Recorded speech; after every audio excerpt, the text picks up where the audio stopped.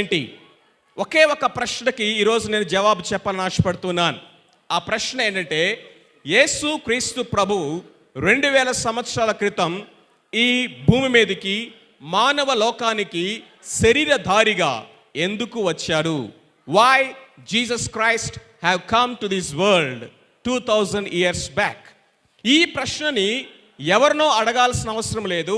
పరిశుద్ధ గ్రంథమైనటువంటి బైబిల్ ఏం చెప్తా ఉందంటే, నశించిన దానిని వెదకి రక్షించుటకు మనిషి కుమారుడుగా పరమాత్ముడైనటువంటి దేవుడు, సృష్టికర్త అయిన దేవుడు, అనంతుడైన దేవుడు, సర్వశక్తి గల దేవుడు, సమస్త మానవులని సృజించినటువంటి ఆ దేవుడు నశించిపోతున్నటువంటి మానవాళిని వెదకి రక్షించుటకు ఈ లోకానికి రక్షకుడుగా ఉదయించాడు.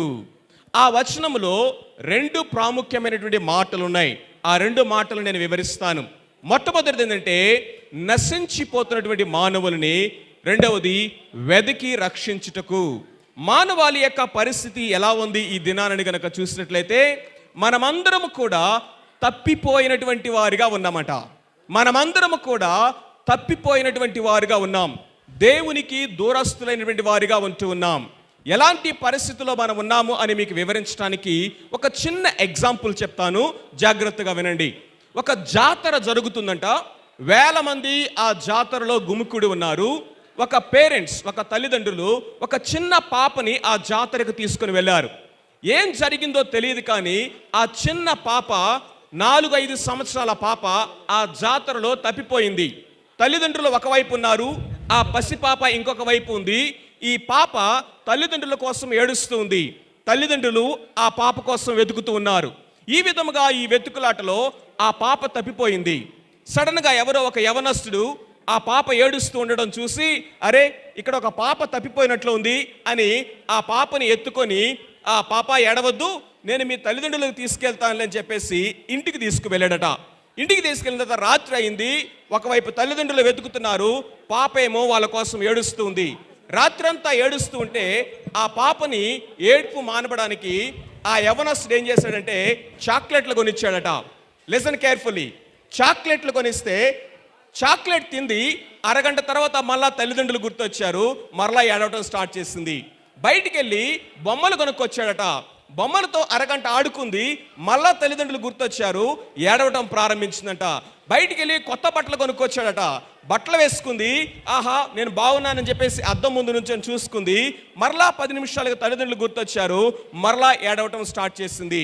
ఈ విధముగా ఆ రాత్రంతా అయ్యేసరికి పొద్దున్నే ఉదయకాలమున ఆ తల్లిదండ్రులు ఎత్తుక్కుంటూ ఆ ఇంటి అడ్రస్ పట్టుకొని వచ్చి ఉదయాన్నే తలుపు కొట్టారట. ఉదయాన్నే తలుపు కొట్టగానే తలుపు తీసేసరికి ఎదురుగా వాళ్ళ తల్లిదండ్రులు ఇద్దరు కనపడ్డారు. ఆ పాప యొక్క దుఃఖం ఎగిరిపోయింది, ఆ పాప యొక్క ఏడ్పు ఎగిరిపోయింది. పరిగెత్తుకుంటూ వెళ్ళి వాళ్ళ తల్లిదండ్రులు ఇద్దరిని కౌగిలించుకుందంట. వెంటనే నవ్వడం స్టార్ట్ చేసింది. ఈ యవనస్తుడు అడిగాడంట, పాప నాతోనే ఉంటావా? నీకు ఇంకా చాక్లెట్లు ఇస్తాను, ఇంకా టాయ్స్ కొనిస్తాను, ఇంకా కొత్త బట్టలు కొనిస్తానంటే, నువ్వు ఇచ్చే నాకు ఏవి అక్కర్లేదు, నాకు నా తల్లిదండ్రులు దొరికారు, అంతే చాలు అని చెప్పిందంట. ఈ ఎగ్జాంపుల్లో మనకి ఏం కనిపిస్తూ ఉందంటే, ఈ లోకములో సృష్టికర్త అయినటువంటి దేవుడు అయినటువంటి పరలోకపు తండ్రి నుంచి మనము, ఆయన పిల్లలమైన మనము తప్పిపోయాం. అయితే ఈ లోకం మనకి ఏమందిస్తుందంటే, డబ్బు అనే చాక్లెట్లు ఇస్తూ ఉంది, అధికారము, పదవులు అనేటటువంటి టాయ్స్ ఇస్తూ ఉంది. ఈ లోకములో సంతోషము, సినిమాలు, లేకపోతే సారాయి, లేకపోతే అనేక రకాల సుఖాలు అనేటువంటి బట్టలు కొనిస్తూ ఉంది. వాటి వలన వచ్చే సంతోషం అనేది 5 నిమిషాలు 10 నిమిషాలు ఉంటా ఉంది. కానీ హృదయంలో ఉన్నటువంటి అశాంతి, అనెమ్మది, అసంతృప్తి, సమాధానం లేనటువంటి పరిస్థితిలో మానవుని యొక్క జీవితం ఉంటా ఉంది. అయితే ఎప్పుడు తిరిగి మరలా మానవుని యొక్క జీవితంలోనికి ఆ సమాధానం వస్తుంది అంటే, ఎలాగైతే ఆ పాప తల్లిదండ్రులు కలుసుకుందో అలాగే తప్పిపోయినటువంటి ఈ మానవుడు తిరిగి దేవుని దగ్గరికి వస్తే తప్ప, సృష్టికర్త అయిన దేవుణ్ణి తెలుసుకుంటే తప్ప, ఏమి ఉన్నా ఏమి లేకపోయినా నాకు నా తల్లిదండ్రులు ఉన్నారు చాలు అని ఆ పాప చెప్పినట్లుగా, ఈ లోకంలో ఏమున్నా ఏమి లేకపోయినా నా సృష్టికర్త అయిన దేవుడు నాకు దొరికాడు చాలు అని మానవుడు చెప్పగలుగుతాడు. అయితే మీరు అనొచ్చు, సార్ దేవుని దగ్గరికి మానవుడు వెళ్తున్నాడు కదా అని మీరు అడగొచ్చు. మానవుడు దేవుణ్ణి చేరుకోవడానికి చేసే ప్రయత్నము మతం. మానవుడు దేవుణ్ణి చేరుకోవడానికి చేసే ప్రయత్నం మతం. ఈ యొక్క మతం అనేది మానవుడికి సహాయం చేయలేదు. ఎందుకంటే అనంతుడైన దేవుణ్ణి పరిమితి కలిగినటువంటి మానవుడు ఎప్పుడు కూడా చేరుకోలేడు. ఎందుకంటే ఇన్ఫినిటీకి ఫైనట్కి మధ్య అగాధం ఎప్పుడు ఇన్ఫైనటే ఉంటుంది. కాబట్టి ఆ అనంతమైనటువంటి అగాధాన్ని పరిమితి కలిగిన మానవుడు దాటి దేవుని దగ్గరికి వెళ్ళడాడు. క్రైస్తవ మతమైన, హిందువు మతమైన, ఇస్లాం మతమైన, సిక్కు మతమైన నువ్వు దేవుణ్ణి చేరుకోవచ్చు అని చెప్తా ఉంది. మానవుని యొక్క ప్రయత్నాలన్నీ వ్యర్థమైపోయినాయి. అయితే సువార్త ఏంటి? క్రిస్మస్ మనకు అందించేటటువంటి గుడ్ న్యూస్ ఏంటంటే మానవుడు దేవుణ్ణి చేరుకోవడానికి చేసిన ప్రయత్నాలన్నీ విఫలమైపోయి ఉండగా దేవుడే మానవుణ్ణి చేరుకోవడానికి దిగి వచ్చినటువంటి రోజు క్రిస్మస్ దినము. చూడండి ప్రియులారా, నాకు ఒక చిన్న బాబు ఉన్నాడు అనుకోండి, 3 సంవత్సరాల బాబు. నేను ఒక పెద్ద కొండ మీద ఉన్నాను, ఆ బాబు ఏమో కింద ఉన్నాడు. డాడీని చూశాడు, డాడీ అని గుర్తుపట్టాడు. డాడీ దగ్గరికి వెళ్ళాలని ఆశ ఉంది. ఎక్కాడు పైకి, జర్రం జారి కింద పడ్డాడు, మోకాలు చిప్పలు పగిలిని. అయినా విడిచిపెట్లా, మరలా ఎక్కాడు, మరలా జారాడు, మరలా దెబ్బలు తగిలినాయి. ఇక ప్రయత్నాలు చేసి చేసి చేసి అక్కడ కూర్చొని ఏడుస్తున్నాడు. ఆ ఏడుపులో మనకి ఏమర్థమవుతుందంటే నేను నా ప్రయత్నాలను బట్టి నిన్ను చేరుకోలేను అని చెప్తున్నాడు. ఇప్పుడు మీరు చెప్పండి, ఆ చిన్న బాబు కొండ ఎక్కి తండ్రిని చేరుకోలేడు కాబట్టి వాళ్ళిద్దరూ కలుసుకునే మార్గం లేదంటారా? మార్గం లేదంటారా? మార్గం ఉంది. ఏంటంటే ఈ చిన్న బాబు డాడీ దగ్గరికి వెళ్ళలేడు వాస్తవమే, కానీ డాడీ మాత్రం బాబు దగ్గరికి రాగలడు. That's what happened 2000 years back. 2000 సంవత్సరాల క్రితము మానవుని యొక్క చరిత్రలో జరిగినటువంటి వాస్తవమైన చారిత్రాత్మక సంఘటన ఏంటంటే మానవుణ్ణి వెతుక్కుంటూ దేవుడే వచ్చాడు. నా మొదటి మాటను చెప్పేశాను, దేవుడు మానవుణ్ణి వెతుకుతున్నాడు. రెండవది రక్షించుట. వెతికి వెతికి వెతికి ఆ మానవుని రక్షించడానికి దేవుడు వచ్చాడట. యేసుక్రీస్తు ప్రభువారు భూమి మీద పుట్టినరోజున పరలోకము నుంచి దేవదూతలు వచ్చి ఒక వర్తమానం చెప్పారండి. ఆ వర్తమానం ఏంటంటే, ఇదిగో ప్రజలందరికీ కలగబోయే మహా సంతోషకరమైన సువర్తమానాన్ని నేను మీకు తీసుకుని వచ్చాను. ఏంటయ్యా ఈ ప్రజలందరికీ కలిగే సంతోషమైనటువంటి మహా సంతోషమైన సువార్త ఏంటంటే, నేడు రక్షకుడు మీ కొరకు పుట్టి ఉన్నాడు. మానవుని యొక్క అతి భయంకరమైన సమస్య ఏంటంటే మన స్వభావము. మంచి చేయాలన్న ఆశ ఉన్నా చేయలేని స్థితి, చెడు చేయకూడదని కోరిక ఉన్నకుండా చేయకుండా ఉండలేని స్థితి. నేను అబద్ధాలు ఆడకూడదని తెలుసు కానీ ఆడకుండా ఉండలేను. ఇదిగో ఆ యొక్క దొంగతనం చేయకూడదని తెలుసు కానీ చేయకుండా ఉండలేను. లంచం ఇవ్వకూడదని తెలుసు కానీ ఇవ్వకుండా ఉండలేను. ఇంకంతా ఎందుకండి, సిగరెట్ ప్యాక్ల మీద సిగరెట్ తాగితే పోతావురా అని రాస్తుంది కానీ తాగకుండా ఉండలేను. మందు తాగితే నీ లివర్ పాడైపోతే చస్తావురా, నీ కుటుంబం కూడా పాడైపోతుంటుంది కానీ దానికి బానిస అయిపోయాము. మానవుని యొక్క జీవితం ఏంటంటే పాపము చేయి ప్రతివాడును పాపమునకు బానిస, దాసుడు. మానవునికి ఉన్నటువంటి అతి భయంకరమైన సమస్య ఏంటంటే ఈ పాప బానిసత్వము. ఆ బానిసత్వంలో నుంచి విడిపించాలి అంటే పాపరహితుడైన వాడు కావాలి. ఫెయిల్ అయిన వాడికి సహాయం చేయాలంటే పాస్ అయినవాడు కావాలి. గుడ్డివాడికి ఎవడన్నా సహాయం చేయాలంటే కళ్ళున్నవాడు కావాలి. అలాగే గుంటలో పడ్డవాడిని ఎవరైనా లేపాలంటే బయట ఉన్నవాడు కావాలి. ఊబిలో ఉన్నవాడిని బయటికి లాగాలంటే ఒడ్డున ఉన్నవాడు కావాలి. సర్వ మానవాళి అంతా కూడా పాపము అనే ఊబిలో ఉన్నదంట. నాశనకరమైన గుంట అనే పాపములో నశించిపోతూ ఉండగా జన్మ కర్మ పాపములు లేనివాడిగా పరిశుద్ధుడైన దేవుడిగా కన్య మరియ గర్భమా ఆయన ఈ లోకానికి ఎందుకు ఉదయించాడంటే నిన్ను నన్ను మనందరినీ పాపము యొక్క శిక్ష నుంచి, నరక అగ్నిగుండము నుంచి, న్యాయమైన తీర్పు నుంచి విడిపించటానికి, రక్షించటానికి. నా దగ్గర ఇంకా కరెక్ట్గా 3 నిమిషాలు ఉన్నాయి. మైండ్లో టైమర్ సెట్ చేసుకున్నాను నేను. ఈ 3 నిమిషాలు ఒక ఎగ్జాంపుల్ చెప్పి నేను ముగించేస్తాను. జాగ్రత్తగా వినండి. ఏ విధంగా ఈ యేసుక్రీస్తు ప్రభు రక్షిస్తాడండి? ఎందుకని యేసుక్రీస్తు ప్రభు మాత్రమే మానవాళి యొక్క రక్షణ కొరకు ఉదయించినటువంటి దేవుడు అని సర్వ మానవాళి ప్రపంచమంతా కూడా ఈ భూమి మీద ఉన్నటువంటి వారందరూ కూడా ఈ దినాన్ని ఎందుకు జ్ఞాపకం చేసుకుంటూ ఉన్నారంటే ఒక ఉదాహరణ చెప్తాను వినండి. హైదరాబాద్ లాంటి పట్టణంలో ఒక పెద్ద హైకోర్టులో ఒక మంచి జడ్జి గారు ఉన్నారంట. ఆ జడ్జి గారు న్యాయవంతుడు, ఎప్పుడు కూడా అన్యాయమైన తీర్పుని తీర్చలేడు. అది ఇంట్లో వాళ్ళైనా, బయట వాళ్ళైనా, స్నేహితులైనా, ఎవరైనా సరే. ఇలాంటి జడ్జి గారికి ఒకే ఒక కూతురు ఉందంట. ఏకైక కూతురు, ముద్దుల కూతురు. బీటెక్ చదువుతుంది ఆ అమ్మాయి. ఒకరోజు సెలవు వచ్చింది, వాళ్ళ ఫ్రెండ్స్ అందరిని కూడా ఇంటికి పిలిచింది. మీ అందరికీ పార్టీ ఇస్తాను రండి అని చెప్పింది. నాన్నగారు ఆయన వాష్రూమ్లో ఉన్నాడు. వెంటనే ఇదే సందు అనుకుంది, ఆ యొక్క నాన్నగారి జేబులో, కోటు జేబులో ఉన్నటువంటి కారు తాళాలు తీసుకుంది. డాడీ డాడీ మా ఫ్రెండ్స్ తీసుకొని నేను పార్టీకి వెళ్తున్నానని చెప్పేసి పరిగెత్తుకుంటూ బయటకు వచ్చింది. లోపల నుంచి డాడీ పిలుస్తా ఉన్నాడు వాష్రూమ్లో నుంచి, అమ్మా ఆగు ఆగు, నేను బయటకు వస్తున్నాను ఆగు అంటే వినలేదు. కారు ఇవ్వడేమో అని చెప్పేసి పరుగున వెళ్ళిపోయింది.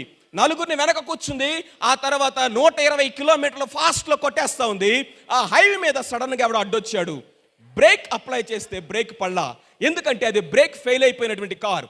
సడన్గా కొట్టేసింది. వాడి 2 కాళ్ళు ఇరిగిపోయినాయి. పోలీసులు వచ్చారు, పట్టుకున్నారు, కోర్టులో నిలబెట్టారు. ఇప్పుడు జడ్జి గారు ఎవరండి? జడ్జి ఎవరు?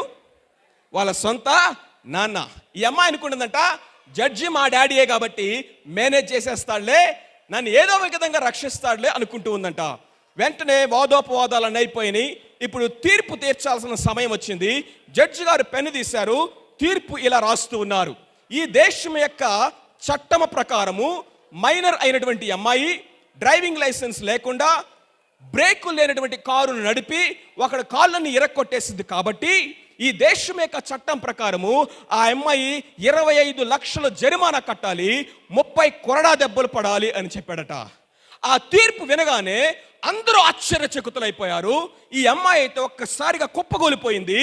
ఇప్పుడు ఈ అమ్మాయి వాళ్ళ డాడీని అంటుంది, నీ ఇంత దుర్మార్గుడువా, ఇంత కఠినాత్ముడువా, ఇట్లాంటి తండ్రి భూమి మీద ఎవడన్నా ఉంటాడా? సారీ సారీ సారీ అని చెప్పాను కదా డాడీ, కనీసం నీ కూతురుని కూడా చూడకుండా, జాలి పడకుండా నాకు మరణశిక్ష వేస్తావా? నీలాంటి తండ్రి భూమి మీద ఎవడు ఉండడని శాపనార్థాలు పెడుతూ ఏడుస్తూ గట్టిగా అరుస్తా ఉంది ఆ కోర్టులో. వెంటనే డాడీ పైకి లేచాడు సీట్లో నుంచి, తన కోటు తీసి అక్కడ తగిలించాడు. పరుగున కౌంటర్ దగ్గరికి వెళ్ళాడు. ఆయన జేబులో ఉన్న చెక్ బుక్ తీశాడు, 25 లక్షలు రాశాడు. ఆ కౌంటర్లో కట్టి వెనక్కి తిరిగి చూశాడో లేదో, ఒకడు కొరడా తీసుకొని రెడీగా ఆ అమ్మాయిని ఒక గుంజకు కట్టేసి కొరడాతో కొట్టడానికి రెడీ అవుతున్నాడు. మొదటి కొరడా దెబ్బ ఆ పాప మీద పడక ముందే నాన్నగారు పరిగెత్తుకుంటూ వచ్చి ఆ అమ్మాయిని వెనక నుంచి గట్టిగా కౌగిలించుకున్నాడు. 1, 2, 3, 4, 30 కొరడా దెబ్బలు ఆ నాన్న వీపు మీద పడతా ఉన్నాయి. 30వ దెబ్బ పడగానే వెనక్కి పడిపోయి చచ్చిపోయాడు.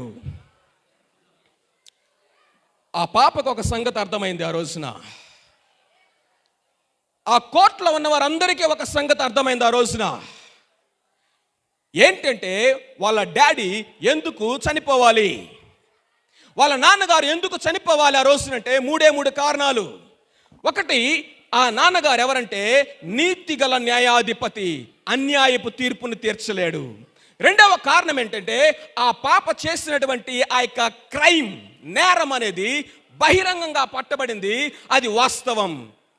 పాపానికి, క్రైమ్కి, తప్పుకి రూల్ని బ్రేక్ చేస్తే శిక్ష పడాల్సిందే. మూడవది, వాళ్ళ నాన్నగారు ఆమెని ప్రాణానికి ప్రాణంగా ప్రేమిస్తున్నాడు కాబట్టి. నాన్నగారు కేవలం న్యాయాధిపతి మాత్రమే కాదు, అదే నాన్నగారు ప్రాణానికి ప్రాణంగా ఆ అమ్మాయిని ప్రేమిస్తూ ఉన్నాడు.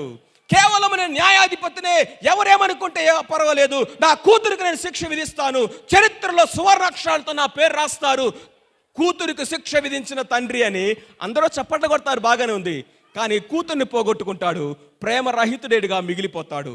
కాబట్టి ప్రపంచ చరిత్రలో 2000 సంవత్సరాల క్రితము దేవాది దేవుడు కలువరి శిలువలో ఆయన చేతుల్లో మేకులు, కాళ్ళలో మేకులు, తలకి ముండ్ల కిరీటము, ఇనప ముండ్ల కొరడా దెబ్బల చేత నాగటి చాలు దున్నినట్టుగా పొలాన్ని ఆయన శరీరం అంతా కూడా దున్నబడింది. ఆయన పక్కలో బల్లెపు పోటు, ఆయన ముఖమును గాండ్రించి ఊసిన ఉమ్మి, ఆయన గడ్డము పెరికి వేయబడింది. ఆ శిలువలో నరక యాతన అనుభవించి మరణాన్ని ఎందుకు దేవుడు పొందాడంటే శక్తి లేక కాదు, అధికారం లేక కాదు, లేకపోతే ఆయన విడిపించుకోలేక కాదు. ఆ తండ్రి జస్టిస్, అందరూ సెల్యూట్ చేస్తారు, ఒక్క చిటికేస్తే అందరూ వచ్చి లైన్లో నిలబడతాడు. అలాంటి అధికారం ఉన్నటువంటి నాన్న ఎందుకు చనిపోయాడు అంటే, న్యాయం ప్రకారం శిక్ష పడాలి, ప్రేమ ఉంది కాబట్టి ఆ శిక్ష తన మీద వేసుకోవాలి. సృష్టికర్త అయిన దేవుడు న్యాయాధిపతి కాబట్టి మన పాపాలంతటికీ కూడా శిక్ష వేయాలి. ఆ సృష్టికర్త అయిన దేవుడు లోకాన్ని ఎంతో ప్రేమిస్తా ఉన్నాడు కాబట్టి నిన్ను శిక్షించి నరక అగ్ని గుండములోనికి పంపించడం ఆయనకి ఇష్టం లేదు కాబట్టి ఆ శిక్షను తన మీద వేసుకున్నాడు. తండ్రి 25 లక్షలు కట్టాడు కాబట్టి ఈ అమ్మాయి కట్టాల్సిన అవసరంలా. తండ్రి అమ్మాయి కోసం చనిపోయాడు కాబట్టి ఈ అమ్మాయి చనిపోవాల్సిన అవసరంలా. హలో, వింటున్నారా? మీ అందరికీ కూడా శుభవార్త ఈరోజు ఏంటో తెలుసా? 2000 సంవత్సరాల క్రితము యేసు క్రీస్తు ప్రభువారు నా పాపము కొరకు, మన పాపాల కొరకు ఆ రుణాన్ని శిలువ మీద తన పరిశుద్ధ రక్తము అనేటువంటి వెల పెట్టి చెల్లించాడు కాబట్టి నువ్వు చెల్లించాల్సిన అవసరం లేదు. ఆయన మరణాన్ని పొందాడు కాబట్టి నరక శిక్షను నువ్వు పొందాల్సిన అవసరము లేదు. ఇదే గుడ్ న్యూస్, ఇదే శుభవార్త. ఎవరైతే దాన్ని అంగీకరిస్తారో వారు ఆ అగ్నిగుండము నుంచి, ఆ తీర్పు నుంచి తప్పించబడతారు. ఎవరైతే నాకు వద్దు అంటారో వారి శిక్ష వాళ్ళ మీద ఉంటుంది కాబట్టి వాళ్ళకి తీర్పు విధించబడుతుంది. ఒక మాట వినండి, ఆ అమ్మాయి కనుక ఆ రోజు మా డాడీ కట్టే డబ్బులు నాకొద్దు, మా డాడీ నాకు వద్దు అంటే శిక్ష ఎవరి మీద పడుతుంది? కొరడా దెబ్బలు ఎవరి మీద పడతాయి? 25 లక్షలు ఎవరు కట్టాలి? ఈరోజు యేసయ్య నాకు వద్దు అంటే ఆ కొరడా దెబ్బలు, ఆ శిక్ష, ఆ నరక అగ్నిగుండము నీవే పొందాలి. అయితే శుభవార్త ఏంటో తెలుసా? మన అందరి పక్షముగా మరణించి 3వ దినమున మృత్యువును జయించి తిరిగి లేచి మరణము మీద జయమును పొందినటువంటి ఆ దేవుడు మరణము తర్వాత కూడా నిత్య జీవాన్ని వాగ్దానం చేసి ఆయన మరలా తిరిగి రాబోతూ ఉన్నాడు. ఎవరైతే ఆయన నామందు విశ్వాసం ఉంచుతారో వారందరినీ కూడా తన కుమారులుగా, కుమార్తెలుగా స్వీకరించడానికి ఇదే శుభవార్త, ఇదే good news. God bless you all. Praise the lord.